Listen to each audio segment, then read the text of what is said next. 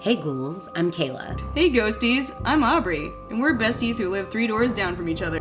We're the Halloween all-year-round girls. We love watching anything and everything spooky. And if you're curious to know what all the hype is about certain horror flicks, But not curious enough to piss your pants watching them, then this is the podcast for you. and who knows, we may even talk about our own paranormal experiences.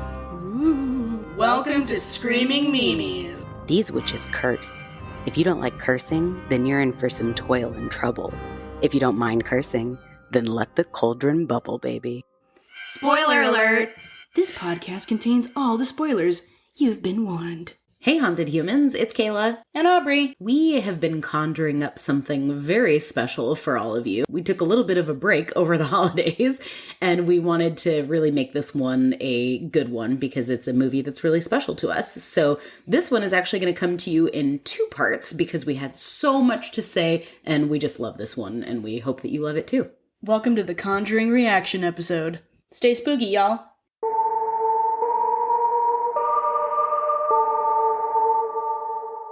The Conjuring opens with Ed and Lorraine Warren, played by Patrick Wilson and Vera Farmiga, interviewing a couple of terrified nurses from 1968. The camera pans to obviously evil Annabelle, the torn up from the floor up doll. The nurses explain that after feeling like their apartment was haunted, they invited a medium to figure out the cause. The medium said that a 7-year-old girl named Annabelle Higgins died in the apartment and wanted permission to inhabit the doll in order to interact more. They gave her permission and things got worse. We're doing it. We're in it. All right. Yep. Welcome to The Conjuring. We've been waiting for this one. Mm-hmm.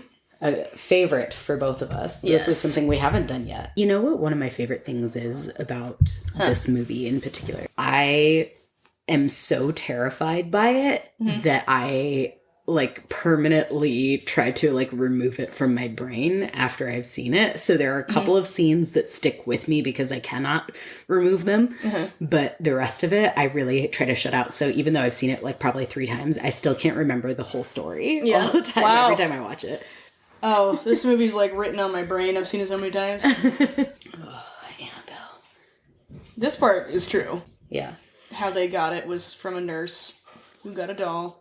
Do you think it would be creepier if it was a Raggedy Ann? Yeah, I was just going to say that I actually agree with... Daniel Noah? Yeah, I was going to say whoever it was that we were listening to in that podcast. Daniel Noah from Spectre Vision, yes, yeah, we Daniel were listening. Noah and who... Was it Elijah Wood? Elijah Wood, yeah. Yeah, I agree with Elijah that. Wood is the one who has the strongest really opinion. mad. He was really mad about it, and I appreciated that because I agree. It's already scary as fuck. I mean, look at this haunted little doll that you have here. Yeah. This doll is scarier than that doll. Yeah. For sure, you know? And my doll is clearly modeled after Raggedy Ann. Yeah. But that's what makes dolls scary, is that, the more innocuous they look when they do scary shit, it is scarier. Annabelle looks evil. I mean, even watching Annabelle Creation, she looked evil from the beginning, before she got all, Yeah, it's written hard and put away wet. Nobody's gonna unassumingly get that doll and be like, yeah, that's definitely not haunted, you know? Right? Whereas with the Raggedy Ann doll, it's yeah, that could be in any child's room, you know?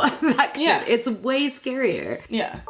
Cut to a flashback where the nurses come home from work to a dark apartment with a raggedy piece of paper on the floor with "Miss Me" written in red crayon. They see the Annabelle doll in the hallway propped against a door where it had obviously moved on its own. They open the door to find the room trashed and covered in red crayon scribbles. They attempt to throw her away and are awakened later that night by 3 loud knocks on the door, accompanied by that Miss Me note. There was no one at the front door, and they heard 3 loud knocks inside the wrecked room to find Annabelle had returned. So, I think they didn't... We'd have to look it up, but I think initially the reason they didn't do the Raggedy Ann was because whoever owns the rights to Raggedy Ann was like, no, you can't ruin this forever. But it also could have just been that he wanted the doll to be scarier. I mean, they could have even used a more simple doll, though. Oh my god. I was just going to ask, is it 3 knocks in Conjuring? Yeah. In Conjuring verse, which is really just reality. Let's just call it what it is. In reality, it's the 3 knocks. Don't ever, you know what? If you come knocking on my door, motherfuckers, don't you do the 3 knocks. I'd rather you cop knock like a motherfucker. Boo, boo, boo, boo, boo. Open up. The Warrens explain that there was never a ghost. To quote Liz Sauer, the little girl ghost is never just a little girl ghost. They say that it was a demonic entity, something that had never walked the earth in human form. It was just using the doll as a conduit, like a marionette, to make the nurses feel like it was possessed by a ghost. By giving the ghost permission, they really gave the demon an invitation to terrorize them. What all is considered acknowledging the doll? I always worry about that. Like, if I was to think I saw something, if I thought well enough that it was something, is that acknowledging it? Or do you have to verbally acknowledge it? I think you have to react. Yeah. Because if you see something and you don't react... How can you not react? I think one of the easiest ways is, like, how could it feed off of your fear? And if you're giving it something, if you're reacting, you know, you're giving it what it wants. When we were in Scottsdale, we saw a woman almost get hit by a car. She was running, and it was, like, right on Osborne and Hayden. And we were going to turn left, and this car was just rolling through to turn right, and they weren't even going to stop. The light was red, and this woman was jogging, and she is, like, running, and the car just, and she has to, like, hop out of the way, like, to not get hit. And she was, like, so calm and collected, and my window was down because I like driving with my windows down. And I was like, hey, you good? And she's like, I'm good, thanks. And she just kept running. And I was like, nerves of fucking steel. I would have lost my shit on that person for sure. And I'm like, it probably happens all the time to, like, runners. Wowza. But yeah, to, like, shake it off and then not even, like... And she just kept running. Use the adrenaline or something. Not even acknowledge it and not even, like... Yeah, I'm like, I could not have nerves where something happens to me and I don't react, right? I feel like you're not even correcting that person either. You're not even like, I know, hey! that was the other thing. I was like, I would have, like, lost my shit at that person. I would have hit the car. I would have been like, what, motherfucker? Like, you want to go? Yeah. Well, I mean, with the circumstance, the car could have killed her. Yeah. Like, I mean, it is serious, but yeah. Anyways, before we continue, I have to say I'm so sorry for my sick voice and for my coughs that I won't be able to cut because it's going to happen over Opry Talking and we're not advanced enough yet. Still coughing the Arizona out of me, so, you know, what are you going to do? The scene transitions to reveal that this was a film-recorded interview that the Warrens were showing to a college class. The Warrens explain that the apartment was cleansed, the doll was removed, and the nurses are safe. The college class asks a bunch of questions and illuminates for us that the Warrens consider themselves demonologists. We should take a moment to talk about how beautiful she is. How beautiful they both are, yeah. They're both beautiful, but what is her name? Vera Farmiga. Vera Farmiga is so gorgeous. 10 out of 10 gorge. I love her. Did you ever watch the movie Running Scared? That's the first place I saw her. I don't think so. That doesn't ring a bell at all. That was a great movie. Hear me out. Paul Walker. Okay. So that's an era. But yeah, it was like an action, gritty, thriller, intense movie. Very good. It sounds like something I would have seen, but it doesn't ring any bells. She plays his wife. But I also love Patrick Wilson, so I'd be happy to be in a sandwich between them. Yeah, to be honest. I think a lot of people feel that way. Since the 1960s, Ed and Lorraine Warren have been known as the world's most renowned paranormal investigators. Lorraine is a gifted clairvoyant, while Ed is the only non-ordained demonologist recognized by the Catholic Church. Out of the thousands of cases throughout their controversial careers, there's one case so malevolent. God damn it! Yep, not fast enough. You were doing the drama too hard. I was trying so hard to get it in there. Yep. There's one case so malevolent they've kept it locked away until now, based on a true story. Ooh. We are transported to Harrisville, Rhode Island in 1971, where we meet a happy and loving family moving into their new home. They won the lottery and got this haunted bitch. Oh, they're so happy to start. Even in their misery, they're happy. Yeah. Oh no, the doggy does not want to go in the house. That's a big bad red flag. Sign.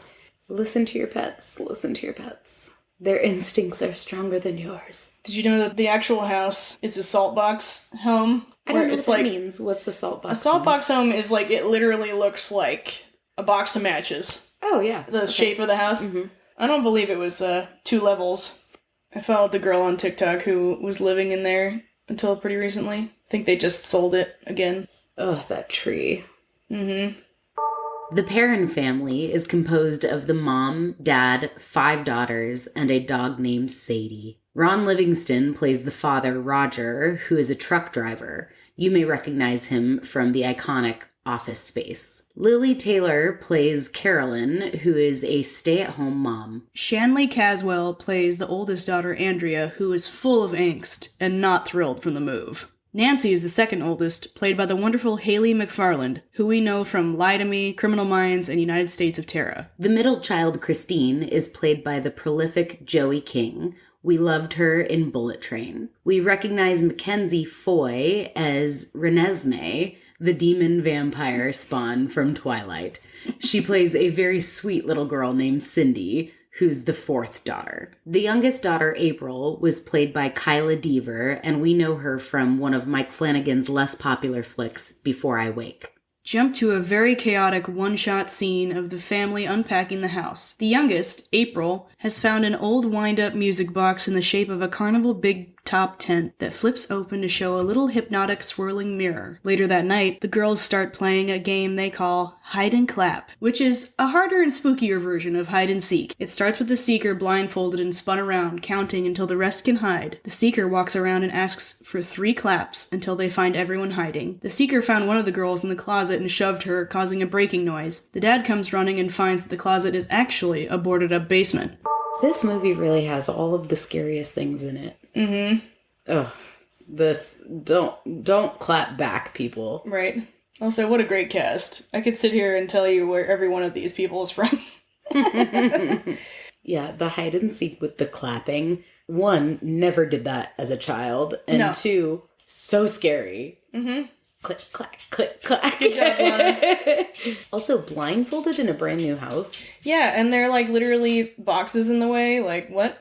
Jesus. So aggressive. Dude, you would not be finding me going downstairs. Not once in my life would I ever go downstairs with a match to light it. In a creepy basement, get yourself several flashlights. At least the girls are smart. I adore her in Lie to Me. Lie to Me, yeah. Mm-hmm.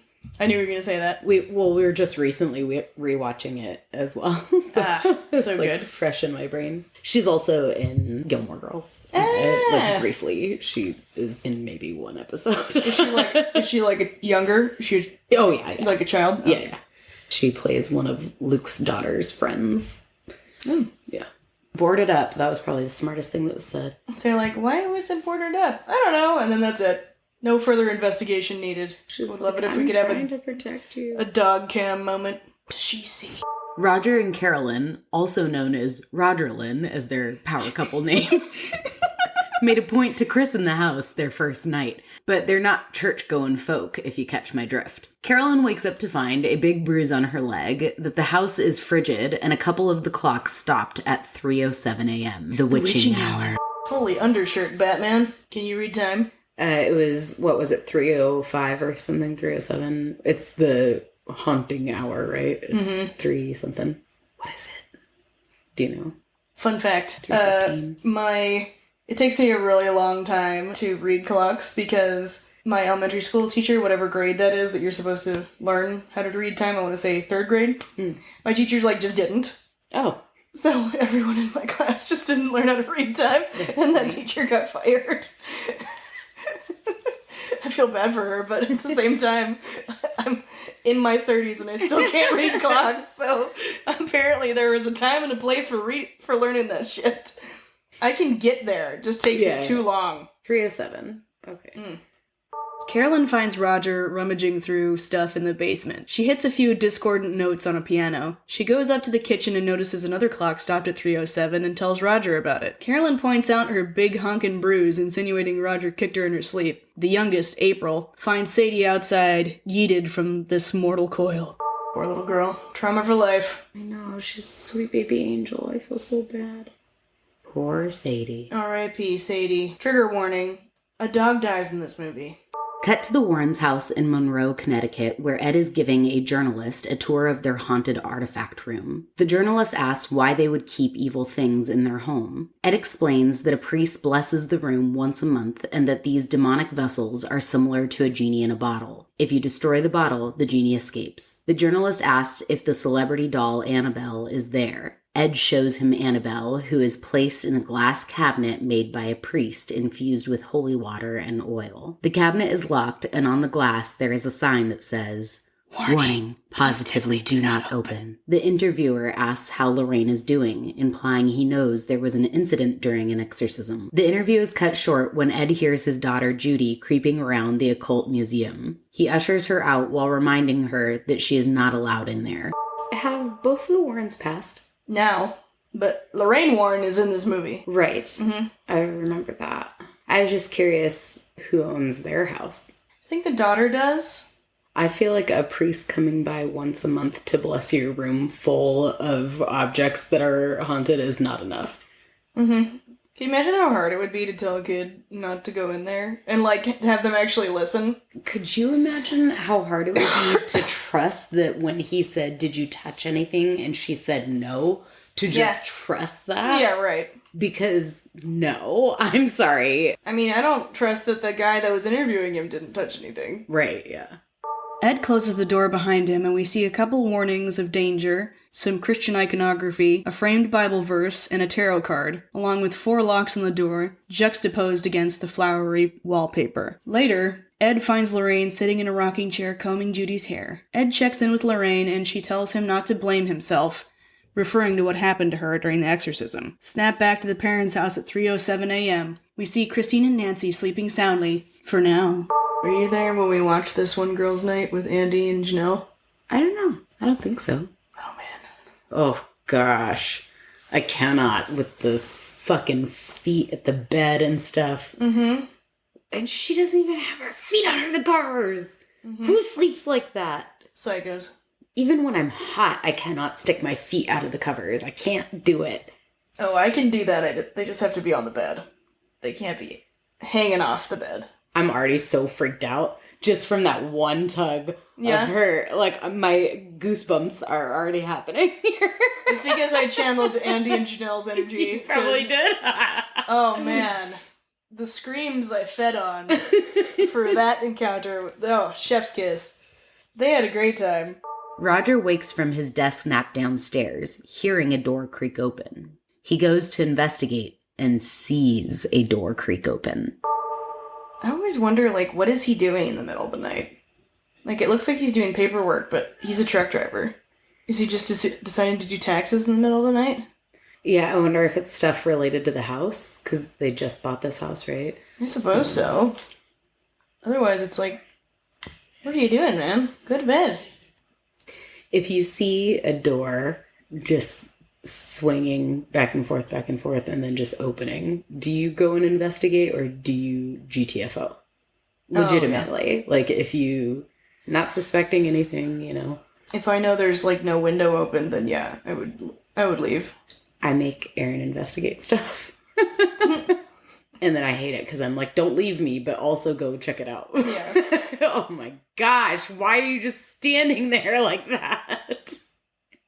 Gizmo scared the shit out of me the other night. Yeah. I kept walking up the stairs. I had gone down for something. Mm-hmm. And everything was dark in the house. And I come back up the stairs and he's just sitting there at the top of the stairs, just right in the middle, just sitting at the top of the stairs. He looked like a fucking alien. I was like, oh my God. God. Roger hears a big knock noise and is startled to find Andrea on the stairs. She tells him that Cindy is sleepwalking again, and she's the one making the noise. Roger opens the door to find Cindy repeatedly bonking her head on the wardrobe in Andrea's room, the wardrobe that came with the house. Roger escorts Cindy to her bed. So scary. Love it. Let's see what I have in my drawers. Are you channeling Beauty and the Beast? I did play the wardrobe in Beauty and the Beast. That's what I thought you were doing. The next morning, Carolyn climbs out of the shower and Roger notices she is covered in bruises. Good thing this is the 70s and nobody gives a shit about women with bruises all over them. Like, he's like, go see a doctor. Go see a doctor. That. They won't be suspicious of me at all. Not at all. Roger sees a pigeon unalive itself into the side of the house. I've had a fair share of birds fly into windows at my house. Same. But this house is statistically higher significantly, statistically higher amount of birds. I had so many bird incidences at the last house that Aaron's aunt said that we needed to have a priest come and bless the house. Wow. Remember I had that hawk fly into the door off itself? God. Roger goes to work and the girls go to school, leaving Carolyn and April home alone. Carolyn walks in on April having a conversation with no one. April says she was talking to her new friend Rory, and that if you wind up the music box, you can see him in the mirror standing behind you. Carolyn is hypnotically gazing at the swirling mirror and noticing movement behind her when April screams, "Boo!" Oh, I'm already freaking out. I can feel it on the back of my neck. Yeah, I know. Twist the key, look in the mirror. Rory will show up behind you. This thing is so creepy. Oh, don't let us know. Jesus fucking Christ. I would have thrown that at her face. If that little girl just went, boo, and scared me intentionally, I would have just reacted. Yeah. I'm horrified. Please don't tell me your kids have imaginary friends. No. Oh, good. Because imaginary friends are just gateway drugs to ghosts. Yeah, I mean, PJ does sometimes say, like, that she's talking to Bill in her room, but I'm pretty sure she's, like, saying that as, like, Bill from Big City Greens. It's, like, her favorite show. Mm-hmm. Or at least that's what I tell myself, so. Yeah.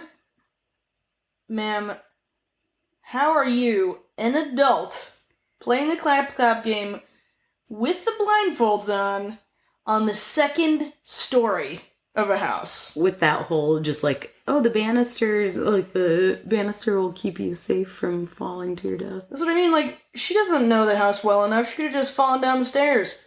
Oh gosh, she's near that wardrobe. And the clapping in the wardrobe. Oh, goosebumps. Ugh. Oh, those hands. The, like, limp noodle clap of it, too, is just, like, so creepy. The breathing. Breathing is so scary. Yeah. It's like, that's not your child. It definitely reminds me of, oh my gosh, what would you do? I could not. Nope. I would pick her up and leave. My gosh, I know. I'd be so the fuck out of there. And she was not curious enough. She didn't move those clothes around or anything. I have goosebumps all over my body. I'm so freaked. It is so freaky. Yeah, but that part reminds me of the others when they're in the closet and she's like, stop breathing so loud. And he's like, I'm not breathing. And then it is like, and it gets louder and louder. Oh. Seriously, my goosebumps are ridiculous right now. After Carolyn realizes that the claps and raspy breathing were coming from the wardrobe when April was hiding in another room, Carolyn decides there's nothing weird or terrifying about that at all and says, everything is fine, this is fine.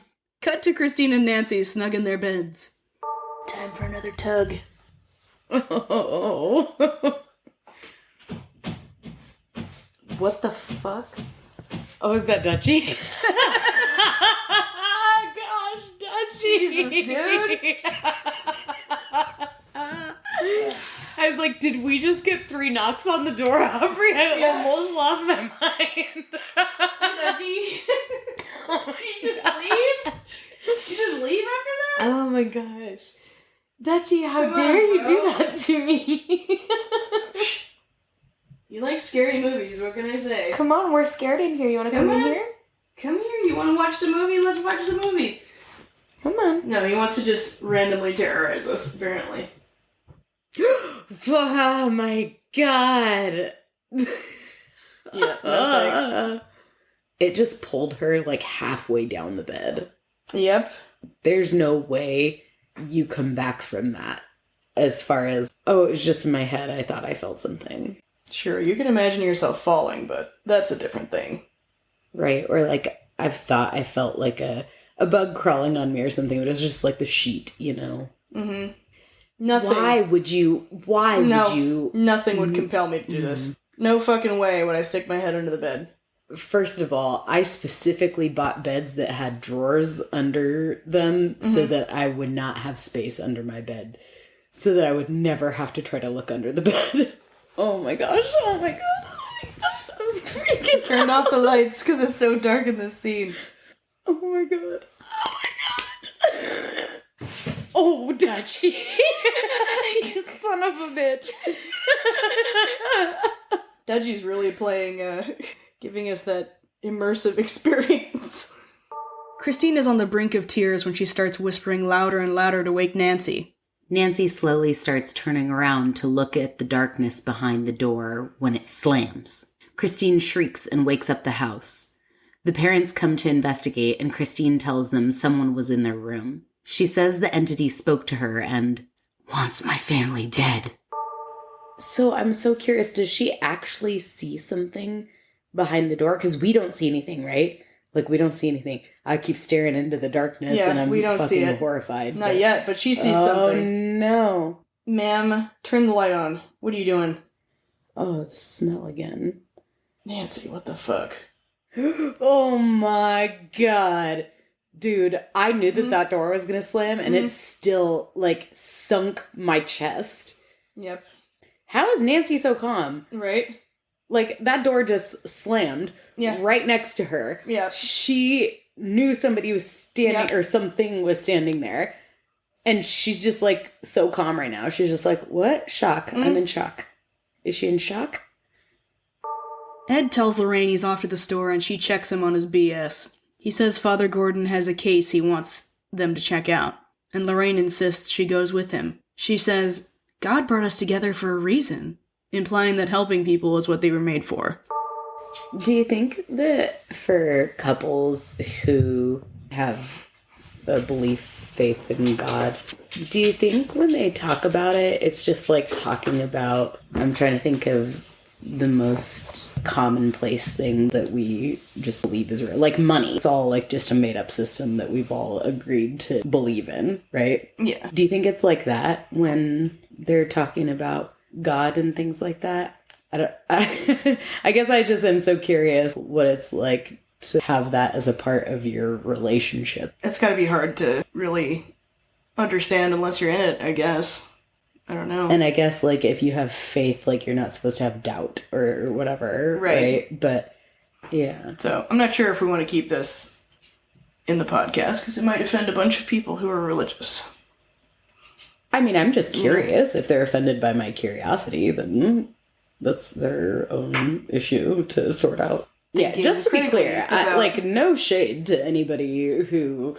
has faith or has belief. I just don't, and I'm just curious about how that functions in a relationship and what it could most commonly be related to in my own world to try to understand that. I think it's totally fine to have your own religion, your own faith. It's the churches that I feel are the ones that we have a hard time with churches. That are like, you have to trust in us, have no doubt. And of course, you know, they want your money. They want your tithing. They want your donation. You know what I mean? Like, so it's fine to believe in whatever you want to believe in. If you go to an actual church, those are the people that are saying, like, have complete trust. And no I guess doubts. what I'm really kind of coming up against here in this kind of situation where she's like, you said that God put us together for a reason, right? Mm-hmm. Is that I, like, say, for example, praying, right? Mm-hmm. When I was in my religious time as a youth, right? Mm-hmm. Yeah. Praying always felt so unnatural to me. It just felt like I was, you know, talking to myself or to something that wasn't there. It didn't feel genuine for me. And so that is what I assume to be doubt. And so in a relationship, if they're like, God brought us together, it would feel, it wouldn't feel genuine. You know, and I imagine, like, if they're both believers and everything, it feels different than that. But when he said it, I was like, ew. Or when she said that he said it, like, in my brain, I went, ew, but then I went, like, why do I think ew? You know? So that was why I was questioning it. But I think it's because it kind of sounds like a pickup line as well. It does a little bit, It sounds a little cheap. That being said, I I would do Patrick Wilson like a screen door in a hurricane. So.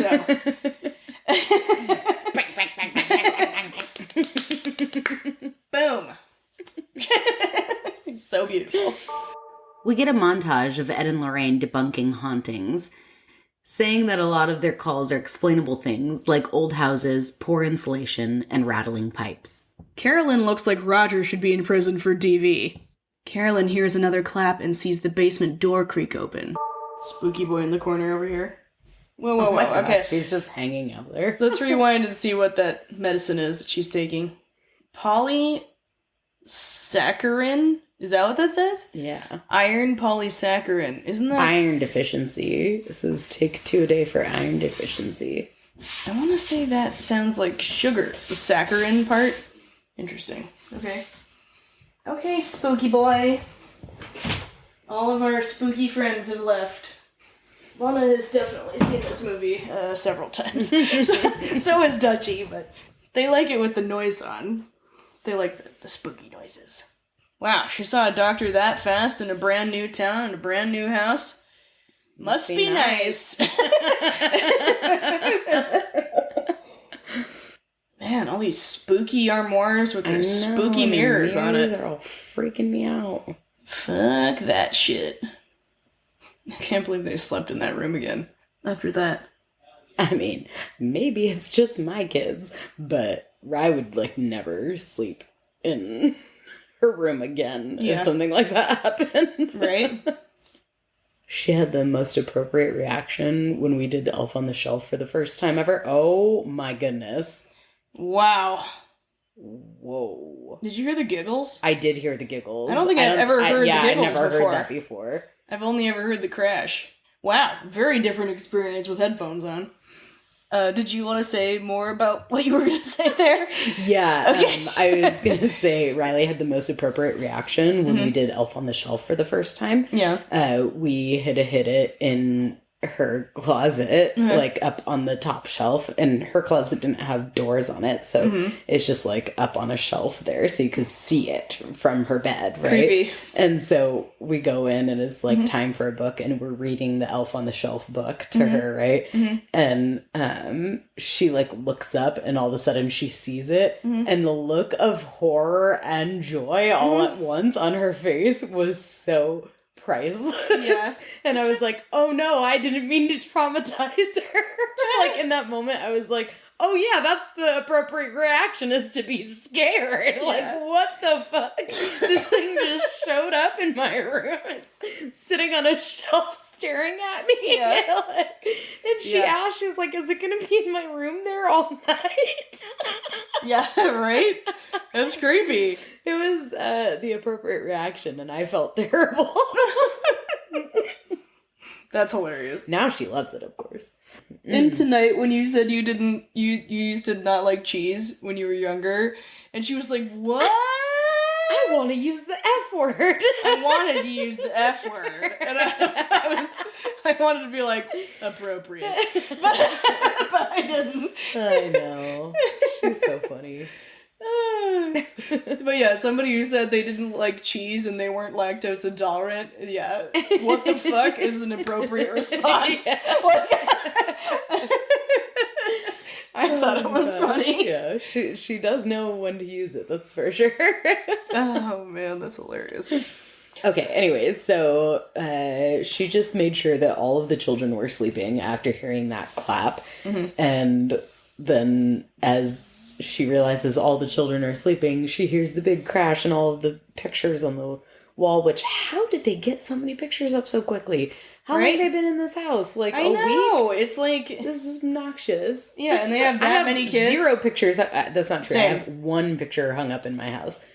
I heard a really interesting theory on one of the horror podcasts I listened to. Okay, tell me. I can't remember who it was, but they said it was some sort of person saying they were a medium or whatever. And they said that when a demon leaves a house, they break picture frames.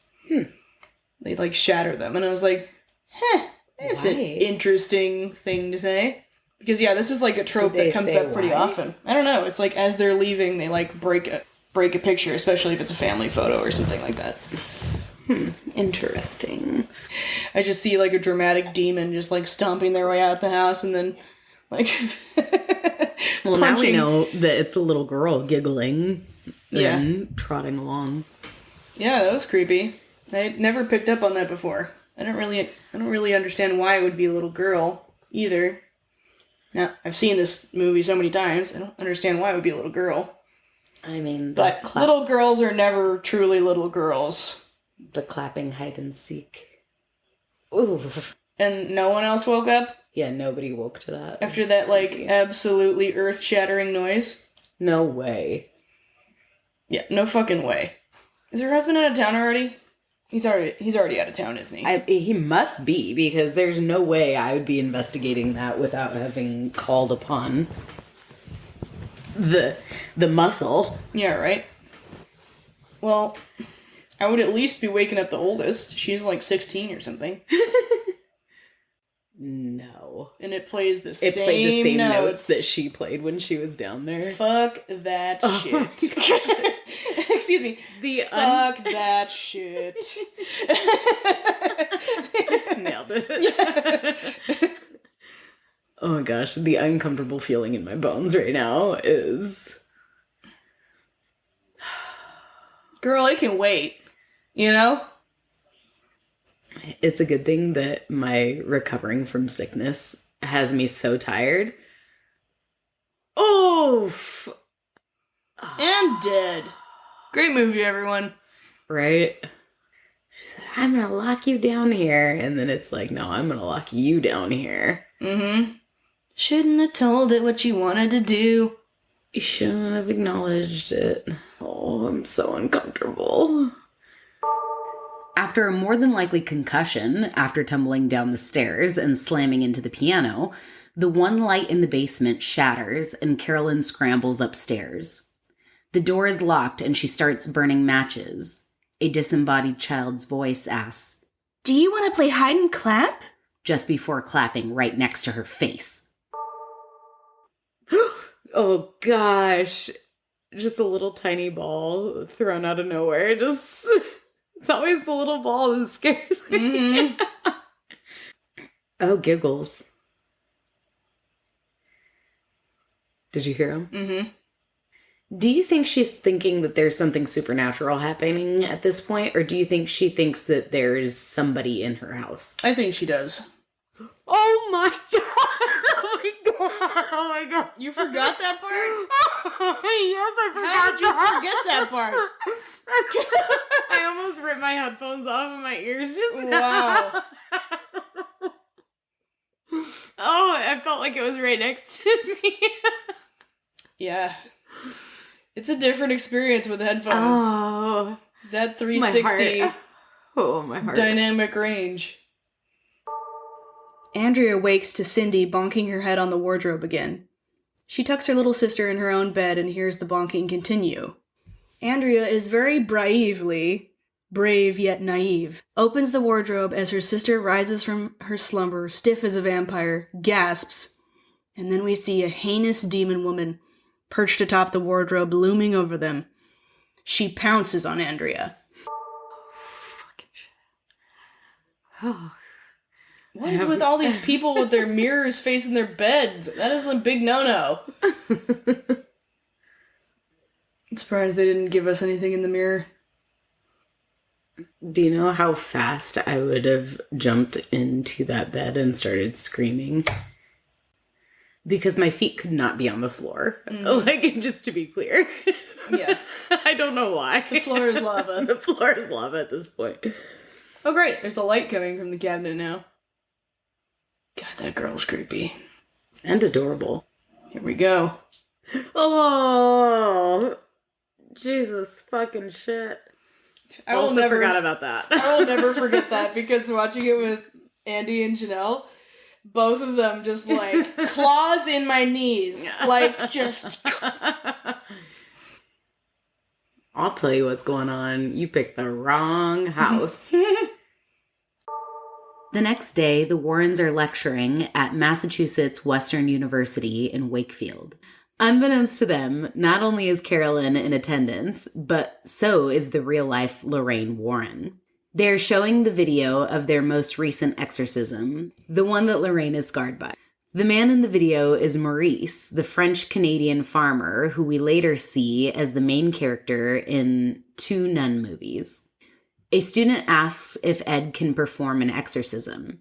Ed says that he's not authorized, but he's assisted on many. He goes on to say that it can be very dangerous for the victim and anyone in the room. Ed explains the 3 stages of demonic activity as Carolyn looks in horror. First is infestation, the whispering, footsteps, the feeling of another presence. Second is oppression. The victim who is most psychologically vulnerable is targeted specifically to weaken them. Third is possession. After the class, the Warrens' assistant, Drew, brings Carolyn over to chat with them. Carolyn pleads her case and begs the Warrens to come check out the house. Why doesn't she just show them her bruises? Yeah, right. I guess at this point she may not be relating the bruises to her situation. I guess not. I always try to give people the benefit of the doubt of why are they not responding the way that I feel like they should be responding? Right. The Warrens enter the parents' house and you see Lorraine's smile drop as she clearly sees something. Lorraine is playing it close to the chest while Rosalind described the haunting. Ed confirms that rancid smells and knocking 3 times are signs of demonic activity. In a private moment, Lorraine tells Ed that something truly awful happened here. Yep, she saw it. I know why I shut this movie out of my brain so much. Yep.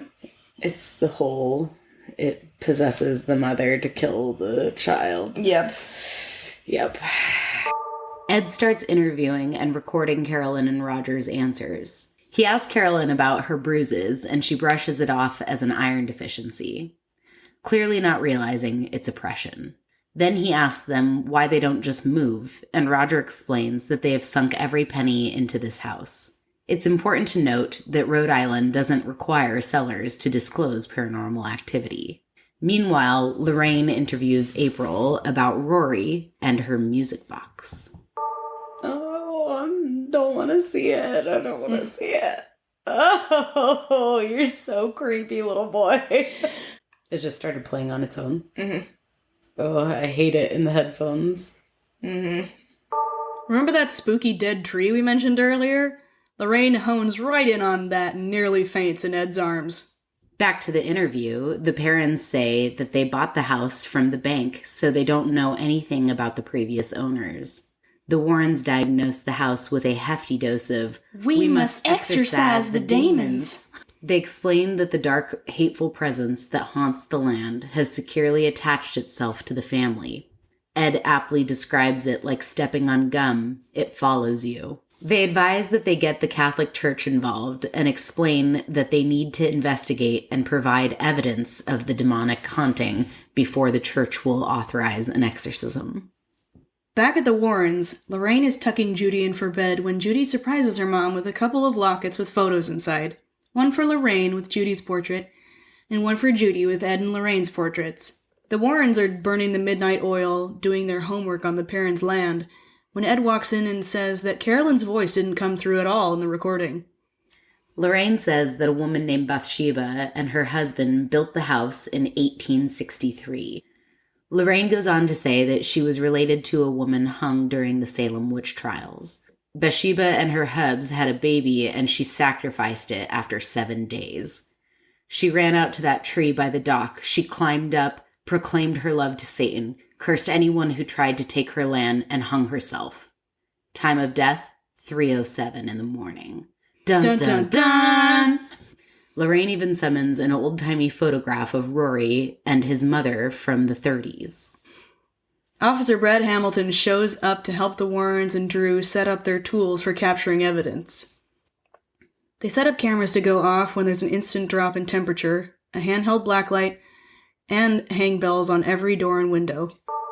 Why is he there? I don't know.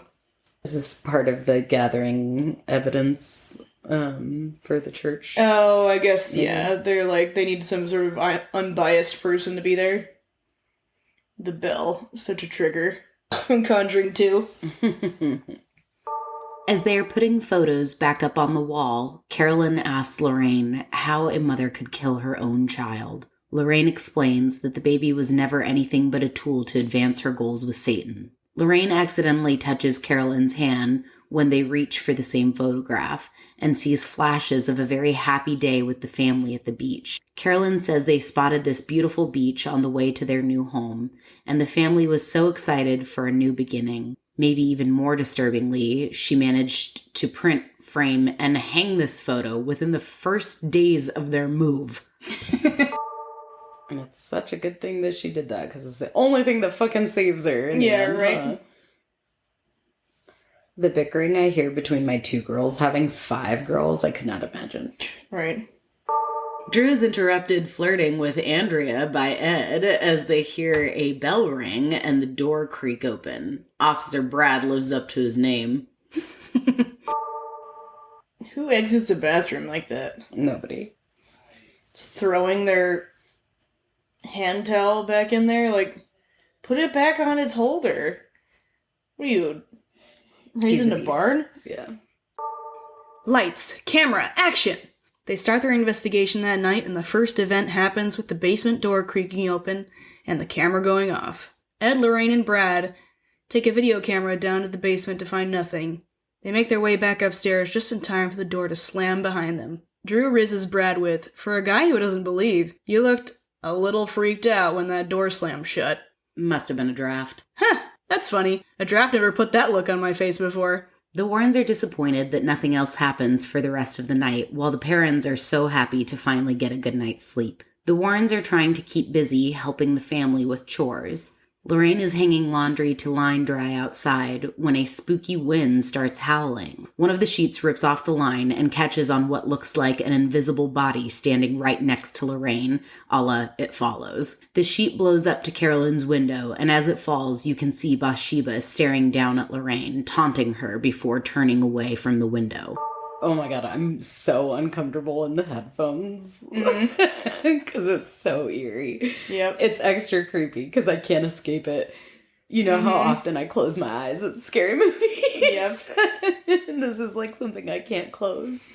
Yeah. I can't close my ear holes. Oh, here comes the scary stuff. Oh, man. Oh, I'm freaking out already.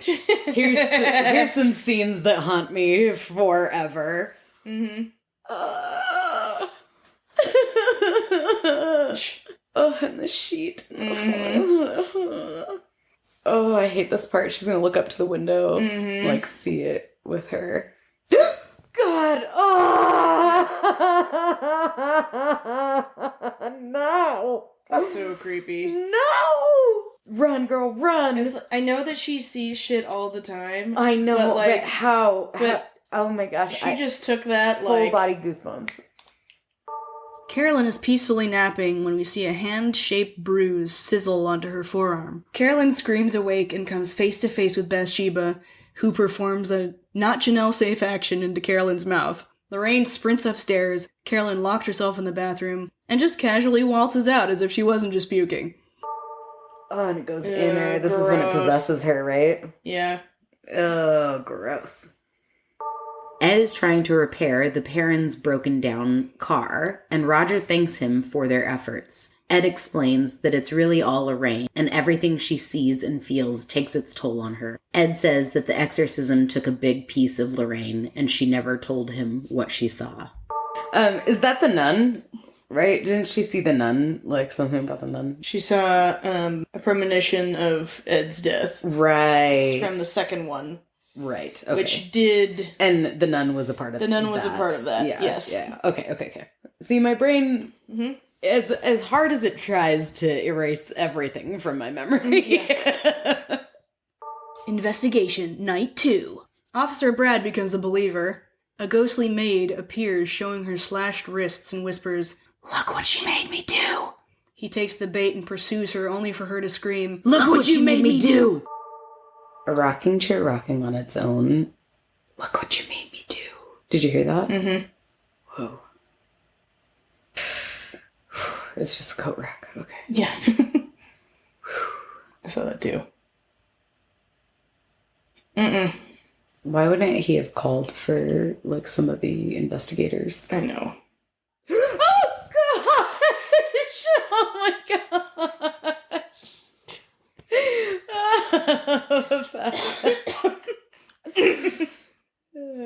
Knees to my face. Mid-panic, they hear the camera go off and see Cindy sleepwalking up the stairs. Roger wants to wake her up, but Ed explains that she's not making the camera go off. Someone is with her. She goes to Andrea's room. The door slams shut and locks. Roger tries to break down the door, and Drew hears someone talking to Cindy through the mic in the room. Hey, over here. It's safe. The men break down the door and can't find Cindy. Ed sends Brad downstairs to get the UV light from Drew. Oh, there she goes. I feel like those guys are strong enough they could have already broken down that door. Yep. Ice cold breath. Did you see that? I like how he says it like he doesn't know what he's asking for. That's the best. Ed flips off the lights and uses the black light to reveal the ghost's dirty little secrets. We see Cindy's footprints walk towards the wardrobe and find some creepy little handprints scraping at the back of it. Ed pries the back of the wardrobe open and sticks his head into a hole in the drywall to find Cindy asleep in the space between the walls. They take her back to bed, and April says that's where Rory hides when he's afraid. Lorraine goes to investigate Rory's hiding spot and finds a little shelf of toys, and sees a hexagonal-shaped dust space and asks for the carnival music box. It fits perfectly in that space. So creepy. Yep. Do you notice that it's all the other ghosts that are making the attention? Mm-hmm. Because she doesn't want them there, but they do. You know, the innocent victims that she killed. Mm-hmm. I don't think you needed it to determine that. Yeah, I think you knew what it was for. Lorraine has a little too much confidence in the infrastructure of this old-ass house and falls through the floorboards on the second floor all the way down to the basement. Ed frantically runs all over the house, screaming and banging on the walls, trying to find Lorraine. Meanwhile, she takes this opportunity to open the music box and see who she can see. Great. Oh, shit, man. Mm-hmm. I'd be taking a few weeks off. Mm-hmm. She is brave as fuck. Mm-hmm.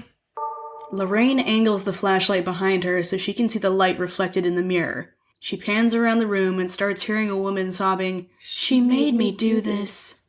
The ghost lady is Rory's mom, cradling her poor dead son in her arms. The lady warns Lorraine again, and the ghost looks terrified as she hears a rope-tightening noise. Oh! Jesus. Alright, well, yikes. The witch's hanging feet is, like, so Sixth Sense, you know? Mm-hmm. That's why I was curious when the movie was made. Her eyes are black. Did you see that? Yeah. Lorraine screams and runs away, while Bathsheba almost strangles her with her own locket. It breaks away, and Lorraine scrambles upstairs screaming, "I know what she did! She possessed the mother to kill the child!" She realizes that the bruise marks are from the witch oppressing and feeding off Carolyn. The holy objects that Ed placed around the house do in fact trigger the witch and start shuddering. Nancy's hair starts sticking straight up, and then is violently dragged all over the room by her hair, until Lorraine just cuts that shit out. Drew got the money shot. Oh, and she pulls her hair, huh? Mm-hmm. Right, yeah. Well, I think we have enough. We have enough evidence now. Yeah, right? Ed encourages Roger that the church will have a pretty fast response with that footage. The parents run out of the house and hop in their car off to a hotel. Lorraine hears, "Mommy?" come from the lake nearby, the hanging tree. Creepy trees. Just come on down to the hanging tree. Wouldn't be going anywhere near that. Amazing. She didn't just drown her right there. She walks down the pier and sees a ghastly image of Judy wearing her locket just below the water. Lorraine freaks out and starts splashing around for Judy. She sprints inside and calls her mom at home. She asks her to check on Judy. She was fine. Lorraine explains that the witch threatened Judy. The Warrens show Father Gordon their scariest home videos, and he gives some bullshit excuse that the family would have to be baptized and be a part of the church. He's going to need the Vatican's approval. Then we see the photo of Cindy being escorted up the stairs by Rory. Ed pleads that the family doesn't have much time, and the priest relents. What if they promise to get baptized and go to church? Like, what if that? Like, okay, can we bargain with that? I'm sure they'll all be fine with it at this point. Right. After this, they'll be like, yes, please. I'm bought in. Judy is looking for her parents and finds the artifact room wide open. She's smart enough not to go there in the dark and starts looking for her Nana. She hears a rope tightening noise accompanied by lightning and a thunderous boom. She locks herself in the office while there's banging on the other side of the door. She backs up and hears the rocker rocking, turns around, and the rocking suddenly stops. To mirror Lorraine and Judy's cute moment from earlier, Bathsheba sits on the rocker combing Annabelle's hair. Annabelle's head turns around to see Judy. Judy is begging at the door and Nana finally wakes up trying to open it. Lorraine receives Judy's distressing ESP as they're pulling up to the house, and the Warrens sprint inside just in time to break the door down and let Judy out before Bathsheba throws that rocking chair where she was. I'm freaking out. Freaking out, man. You are freaking out, man. No more of this fucking pulling on the children's legs in bed. Is it Judy now? Mm-hmm. We're at the Warrens' house, baby. And that door just being wide open, she's not like, yeah, I'm gonna GTFO. Mm-hmm. Look at that. She's smart enough to walk away. Annabelle doll is gone. Where are all of the adults? The witch had clearly been watching The Mummy and thought of that moment when Brendan Fraser yeets a chair at Benny. Clearly. Hashtag inspiration. Ed goes to check on Annabelle and finds her still locked in her glass case of emotion. Roger arrives at the hotel and the kids bombard him with concern that their mom took the two youngest in the car. Roger calls the Warrens and they say that Carolyn must be taking them back to the house. Roger, the Warrens, and Officer Brad show up at the house. Did one of them say she smelled like rotten meat? Yes. Also, after the whole diagnosis she gave that it possesses the mother, why would you leave her alone? Yeah. They hear screaming coming from the basement and find Carolyn threatening to stab April with scissors, while Christine is doing her best to hold her mother back. They disarm her and attempt to take her out of the house when bruises start forming all over Carolyn, notably a noose bruise around her neck when Lorraine says the witch will kill her if she passes the threshold. An invisible force plucks Carolyn from the two men restraining her and yanks her down the hallway, down the basement stairs, as she has a moment of lucidity, grabbing a sidewall and screaming, "Roger!" Drew takes Christine out to the car and goes back inside the house to find April. Yeah, that seems safe. No, you cannot just leave that kid alone. I'm sorry. Like, if you were assigned to the kid, you're with the kid, period. He's assigned to find the kids, unfortunately. How many adults does it take to restrain a demon-possessed woman? 4. The answer is 4. Officer Brad placed his shotgun down to help restrain Carolyn. He didn't get away unblemished as she took a nice bite out of his cheek. They throw a sheet over her and tie her down to a chair. God. It's convenient rope. I know this part is super scary and stuff, but if a demon possessed me and they trapped me in a dusty old blanket that's been in the basement, I would be like... Right, yeah. I would be useless. Right. Like... Especially those are some deep guttural screams. You know she's breathing in all that dust. Right, yeah. I'd be coughing and hacking, unable to be possessed. Ed says they need to call Father Gordon, and Lorraine says he's too far away. This needs to happen now. Ed takes a deep breath and tells Lorraine she needs to leave so he can perform the exorcism. Roger freaks out saying, "But you're not a priest. You said we needed a priest." Lorraine reassures Roger that Ed can do it. Ed still tries to convince Lorraine to leave, but she says this is the reason God brought them together. Ed starts the exorcism and sprinkles holy water on Carolyn. She starts speaking in multiple voices and shrieks. Hire me.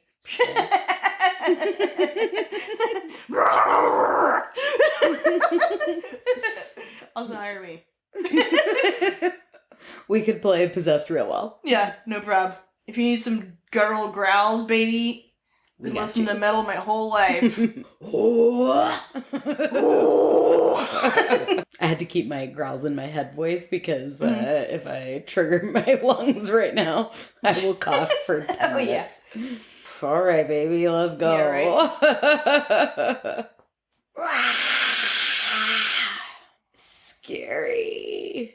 Keep going. This is my, like, pet peeve with, like, when they're doing the exorcisms in, like, fucking everything. This is also the same thing in a lot of the supernatural episodes, is, like, why are you stopping? Yeah. Like, just continue to read. Just read it. Just go. Like, don't give them time. Happen. Yeah. Drew is still looking for April when he's startled by the sound of murders of crows throwing themselves at the house and through the windows. Things start getting cray down in the basement when Drew finds April under the kitchen. He starts trying to break through to her. It's the Borbs. The birds! I don't understand what good he thinks he's doing by looking for her. Carolyn vomits blood and Roger pleads with Ed to stop. Lorraine cuts him off and tells him they can't stop and they're fighting for her very soul. Ed commands the witch to reveal herself, and you can see half of her face is ripped through the sheets. Everyone is stunned to see Bathsheba's face there instead of Carolyn's. Things suddenly quiet, and Carolyn looks slumped in her seat. Bleh. Don't stop. It's so frustrating. Like, what, you never seen an exorcism before, bitch? Like, right. Don't you know that some wacky shit happens? Like, you better hurry up and finish reading. Like, I'm so angry. I'm so frustrated. Still looking limp, Carolyn is gently levitating in her chair midway up from the ceiling. She screams and spins upside down, slamming the feet of the chair into the ceiling, until she drops straight to the ground and the chair shatters. Clearly this was Bathsheba's plan because she is magically unbound and compels a bookshelf to smash Ed. He rolls a natural 20 to evade a crushing death like a ninja. She starts cackling maniacally. Roger pleads with the witch to let her go, and she says that she's already gone. Now you're all gonna die. I don't know how. Up. You didn't have to say anything. I know. I don't know how you could look at your wife again and not see that hideous demon. Totally. Like, through her. There are some things you can't get past, and I don't think you could unsee that. Also, the children. We hear a creak and a shotgun cocking in the corner as Brad dives to throw Ed out of the way of the shot. Drew screams that he found April under the kitchen. Suddenly alert, Carolyn skitters under the house towards April. Everyone scrambles after Carolyn, trying to intercept her from April. Ed calls her by name, the B word, Bathsheba, and condemns her to hell. Lorraine is able to place her hand on Carolyn's head and force mind melt the memory of the family's perfect day at the beach into Carolyn's mind. Coming to, Carolyn is horrified by how far the witch has taken her, and she pukes up that demon bitch. Not a Janelle Snaith movie.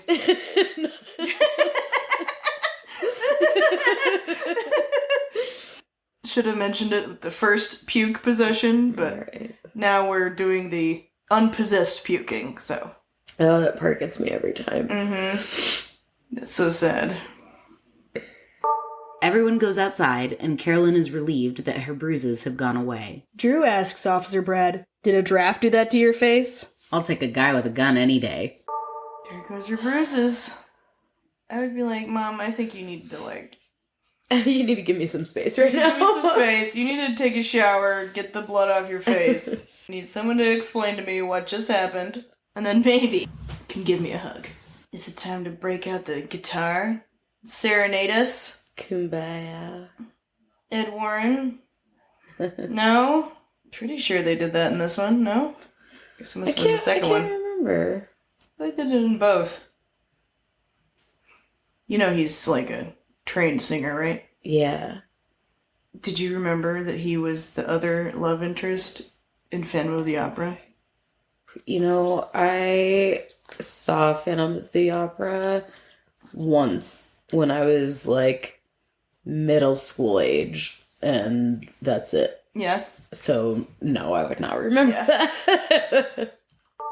April gives Lorraine back her locket, and the Warrens add the carnival music box to their cursed item collection. Once Ed walks out and closes the door, we hear the familiar chime of the music box. The camera turns to gaze upon the hypnotic swirling while the fear of what you will see reflected in the mirror in that haunted gallery sets in. Diabolical forces are formidable. These forces are eternal, and they exist today. The fairy tale is true. The devil exists. God exists. And for us, as people, our very destiny hinges upon which one we elect to follow. Quote by Ed Warren.